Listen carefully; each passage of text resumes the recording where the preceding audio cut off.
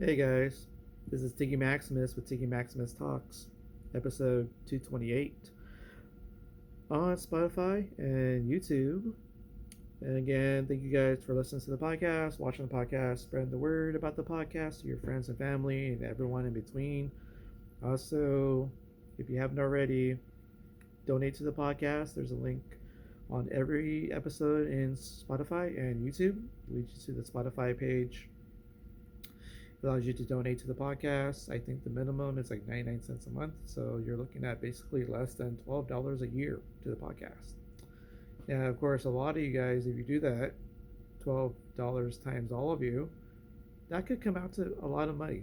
And it's always appreciated. So, and just as long as you appreciate and listen and like these episodes, get informed about what's going on in sports, and of course, sport, food places, comedy shows, of course. I'm actually going to a comedy show tonight, the Mic Drop Comedy Club on Claremont Mesa Boulevard by the courthouse and Denny's. Uh, Kiki, I think her name is Kiki Young, and she's doing a big show in the main room of the Mic Drop Comedy Club. So it's been a while since I've seen her because she usually runs the show, The Crazy Woke Asians. Uh, so the Crazy Woke Asian show she does every so often, and she does a big show over at the Mic Drop Comic Club. This one, I think it's like Cantonese mom theme or something. So this is kind of like a second show of hers. So I'm kind of curious, and I did I did see some familiar names like Sammy Kansu's on it. Um, I think I might have seen Tony Shrill was on it. Tony Shriller, and really some really good comedians on there. So it should be a good night of comedy on a Tuesday night of all places. So can't wait. And they have some good food. So I always recommend Mic Drop Comedy Club. So anywho, um, well, the 2025 NBA Finals is over with 7 games. 7 game series. Usually, it makes you a little anxious, a little excited. Um, Oklahoma City Thunder, the number 1 seed of the Western Conference of the NBA. They defeated the number 4 seed Indiana Pacers of the Eastern Conference. They won Game 7. It was back at home in Oklahoma City. I think it was like 103-91. I gotta say, what was his name? Shea Gilgis Alexander, SGA. He was the finals MVP, but he scored pretty consistently throughout the whole 7 game series. He was the main piece of the Oklahoma City Thunder, along with Chet Holmgren. Um, and I gotta say, the Thunder, they were down 1-0 in the series. They were down 2-1 in the series. And but they kept the composure. Not only did they tie the series up at 1-1, they tied it up at 2-2, even went ahead 3-2. They somehow got blown out in game 6 in Indiana, but then I guess it sets up for a winner take all game 7 in Oklahoma City, and Indiana actually was ahead by 1 point at halftime. Of course, that's with the big help of Tyrese Halliburton. Guy was a little bit banged up a little. He actually had a calf strain. So shortly after halftime, I guess a few minutes into the third quarter, Tyrese Halliburton, the main piece that makes Indiana Pacers a very formidable opponent, made it very tough for the Oklahoma City Thunder.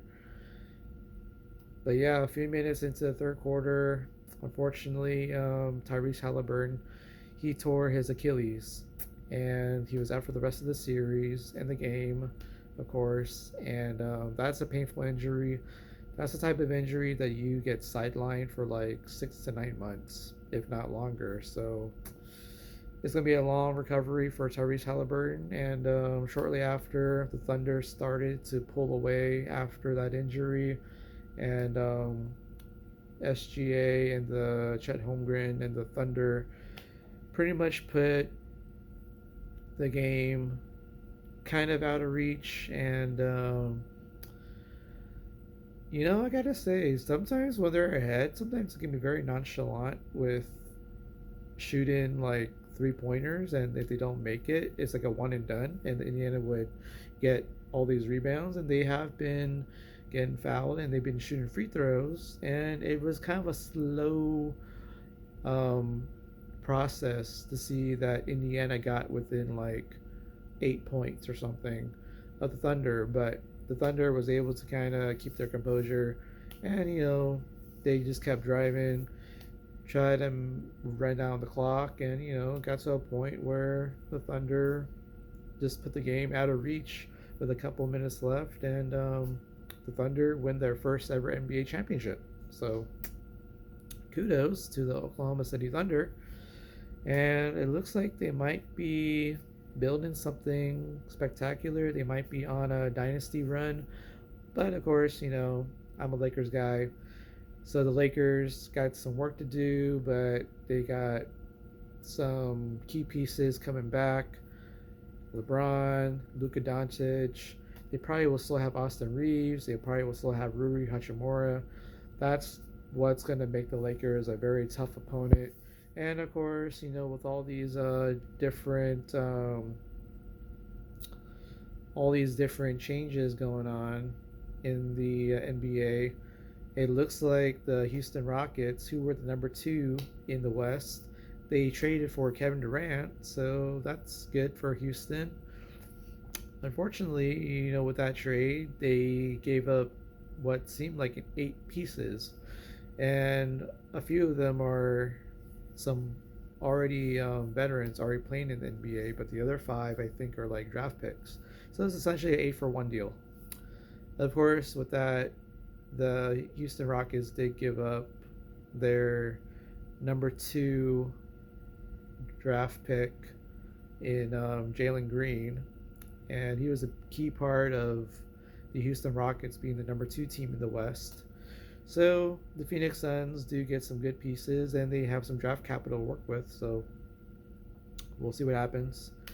So with that being the case, I gotta say, even with Cam Durant, but he's getting older now, I don't know if he's enough to push the Houston Rockets over. I think they might have regressed even with this trade. So what that means, the Lakers, with their key pieces still intact, they're going to move into the number 2 spot in the West.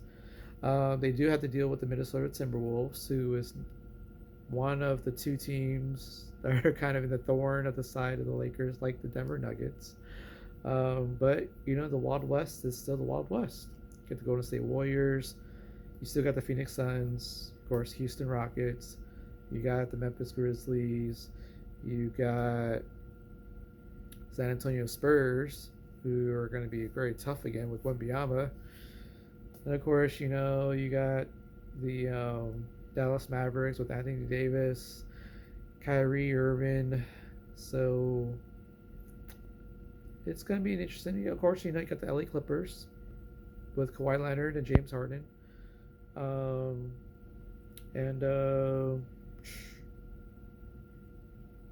Yeah, it's going to be, Sacramento Kings. Don't forget about them. So, yeah, you got 10, 11 good teams out there. And I just heard today the Boston Celtics just traded away Drew Holiday to the Portland Blazers. And I think that's right. Yeah. He went to the Portland Trailblazers. And I think Portland Trailblazers had to give up Anthony Simmons. So Celtics got a good piece coming back, but they are unloading some big salary cap payroll. So, and with that being the case, the Celtics, I believe they did traded away Porzingis, Kristaps Porzingis. He was like a top 2, top 3 draft pick. So, um, unless he was the number one pick for the New York Knicks, but yeah, he was a high lottery pick for the New York Knicks. He went to the Dallas Mavericks, and then he went to Boston Celtics, and I think he got a championship there with the Boston Celtics too. So, but you gotta unload some payroll. Um, so with that being the case, Boston Celtics got rid of two key pieces. Jason Tatum, I think he tore his ACL, so he's gonna be gone for a while. Big contract as well, but they had to keep them on. And I think uh, Jaylen Brown, I think he's also has surgery too, and he has to be contract as well with Jason Tatum. So gotta see what happens with that. Um, so in that case, I don't know. Boston Celtics might be regressing, and they might have to figure out how to get back up to where the Cleveland Cavaliers are, the New York Knicks, and definitely the Indiana Pacers. See where they're going to be. Plus, there's a wild card, the Milwaukee Bucks. Giannis Antetokounmpo, Antetokounmpo, Antetokounmpo. So Giannis, I think he wants to be traded, but he wants to stay too. But that's kind of a weird thing going on because also Damian Lillard tore his Achilles. So, well, with that being the case, got to see where the Milwaukee Bucks are going to go from there. Um, we have star players who realize they can see the writing on the wall and it's time to go sometimes, but sometimes you got to work out some deals to kind of get rid of this drama, dilemma, and then bring in some positive pieces. So we'll see what happens in this off season. The NBA draft is actually this week. It's a two-nighter. First round, second round are separate days. Thursday, Friday, I think. So we'll see what happens. But hopefully the Lakers turn out pretty well. I don't remember if the Lakers do have the first round pick and a second round pick, or they trade away some draft picks. So they might have to trade back in or work some deals out, if not to the draft, or just somehow get something during the free agency, and so kind of have like a different team. So, but hopefully the main thing is that the Lakers do keep LeBron, Luka Doncic, Rui Hachimura, and Austin Reeves. So the four key pieces, also with Dalton Connect, their draft pick from Tennessee from last season. Turned out pretty well. He's going to be a great sixth man, seventh man kind of. Eventually he'll be a starter. So, got to have shooters. But also the Lakers do have to get a big man. I know they signed Jackson Hayes, but he might not be on the team anymore. But he might re-sign under a smaller, cheaper deal. Also, Alex Len, he might be coming back on a cheap deal. So, got to have some size in there. Hopefully they can be integrated. But also, if not, they can get a guy like Mark Williams from the Charlotte Hornets, who was supposed to be a Laker, but he failed his physical. So hopefully the Lakers might still consider him to be on the Lakers. So got to get some key pieces, big man, help with the defense, and keep the shooters on the team. So hopefully there's a blend between keeping shooters and having some defense with big guys and key defenders. So hopefully, cross my fingers, the Lakers do well this offseason. Plus, the Lakers got sold for $10 billion to Mark Walter, so hopefully he can do something with the GM, Rob Pelinka. So, other than that, NBA season's over. Stanley Cup is over too. Florida Panthers won again, beat once again the Edmonton Oilers. Now they're back-to-back champions. Got a little dynasty going. Hopefully the LA Kings can put up a roster and take down the Florida Panthers. Cross my fingers. Anywho, UFC 317 is happening at the T-Mobile Arena this Saturday night. Got some really big fights going on. You got Tracy Cortez versus Vivian Araujo. That's a flyweight women's fight. We got RoboCop. I think his name is Gregory Rodriguez. He's going up against Jack Hermanson. Jack Hermanson. Um, that's the featured prelim fight. And then what's going to start the main card of 317, I believe, is going to be a fight between Talbot versus Lima. Then we also have a fight between Moicano versus Darush. Then we also have a fight between Brandon Royval and Joshua Van. And then we have the co-main event, flyweight championship on the line. You got the champion Alexandre Pantoja defending his championship against Kai Kara-France. That should be an exciting fight. And then we got the main event, the lightweight championship, vacant lightweight championship, is going to be contested between former lightweight champion Charles Oliveira, and he's going to be fighting the former featherweight champion Ilia Topuria.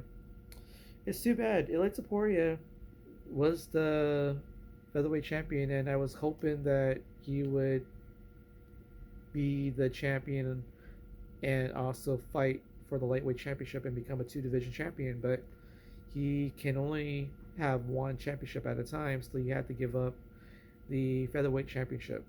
And that one, I guess Volkanovski defeated Diego Lopez, and so Volkanovski is the featherweight champion of that. So now there's another vacant championship, and well, Ilia Topuria, the fact that he's the now former featherweight champion, he was able to knock out Alexander Volkanovski. He was able to knock out Max Holloway, and now he set his eyes on the lightweight championship. And you know, if I had to make my prediction for the 7 fights I just mentioned, I gotta say Ilia Topuria is going to knock out Charles Oliveira and become the new lightweight champion. I got a feeling Ilia Topuria is the real deal, and he's going to be a force to be reckoned with. So with that being the case, I gotta say Alexandre Pantoja, I think he's gonna win by decision over Kai Kara-France, and retain his flyweight championship. Brandon Royval and Joshua Van, that should be an exciting fight. That should be like a good back and forth fight, honestly. But I gotta say, I'm gonna pick. I'm picking Brandon Royval. He's gonna win. He actually might finish Joshua Van, if not by decision. So, and I do like Darush over Moicano. I know Moicano was a last minute title challenger contender, but he was no match for I want to say for Islam Makhachev.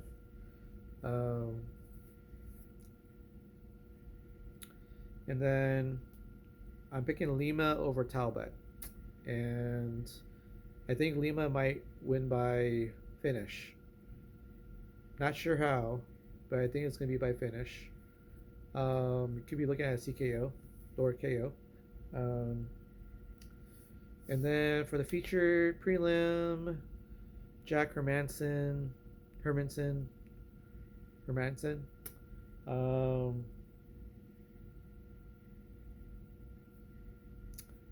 Jack Hermanson. Um, I say he beats RoboCop. I think he might beat him by TKO because Jack Hermanson, I think he does a high volume of strikes. But the thing is, RoboCop hits pretty hard. So, but I think the volume might overtake the power. So, by picking Jack.